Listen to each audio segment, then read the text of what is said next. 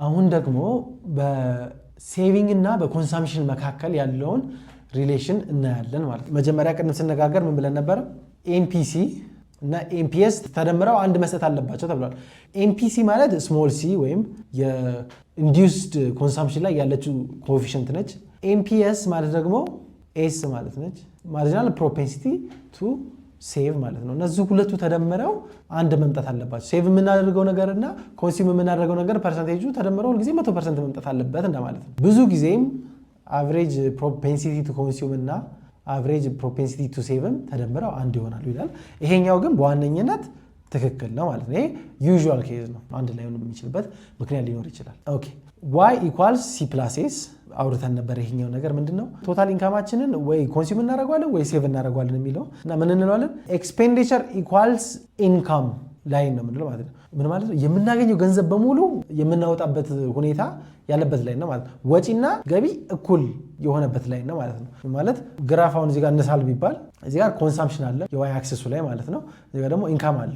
ያገኘውን ነገር በሙሉ የምናወጣው ከሆነ 45 ዲግሪ ላይን ይሰጠናል ማለት ነው። ወይም እዚህ ኤክስፔንዲቸር ኢኳልስ ኢንካም ላይን የሚባለው ማለት ነው።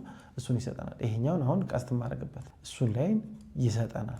ነገር ግን የኮንሳምፕሽንን ኢኩዌሽን በተነጋገርን ጊዜ ምን ብለን ነበር? አውቶኖመስ ኮንሳምፕሽን አለ። ይህ ማለት ኢንካማችን ዜሮ እንኳን ቢሆን ምንም የሚኖረን ፍጆታ አለ። ለጤናም ይሁን ለምግብም ይሁን ብቻ የምናወጣው ፍጆታ አለ ብለን ነበር ተነጋግረን አይደል?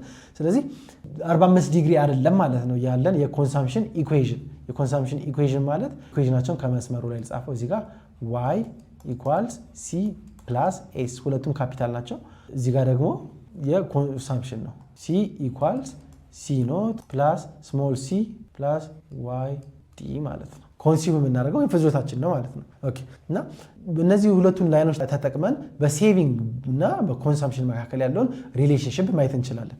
የመጀመሪያው ኮንሳምፕሽን ከርቫችን ከላይ ቢሆንስ? አሁን እዚህ ጋር ያሰመርኩበት ምንድነው?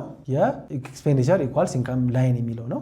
ኦኬ አሁን ከላይ ያለው ምንድነው? ኮንሳምፕሽን ነው ብለናል። ከታች ያለው ደግሞ ኢንካም ነው ብለናል አይደል? ከላይ ነው ማለት ይበልጣል ማለት ነው። ስለዚህ ኮንሳምፕሽናችን ከኢንካሙ የሚበልጥ ከሆነ ሴቪንጋችን ወይም ኤስ ምን ትሆናለች? ኔጌቲቭ ትሆናለች። ስለዚህ እዚህ ጋር ምን እንለዋለን? ዲስ ሴቪንግ ተበድረን ነው እያወጣን ያለ ነው። የምናወጣው ወጪ የምናወጣው ፍጆታችን ካለን ከምናገኘው ገቢ ይበልጣል። ኮንሳምፕሽን ላይኑ ከኤክስፔንዲቸር ኢኳልስ ኢንካም ላይኑ ወይም ከ45 ዲግሪው ይበልጣል ማለት ነው። ስለዚህ ሴቪንግ የለንም፣ ብድር ላይ ነው ያለ ነው።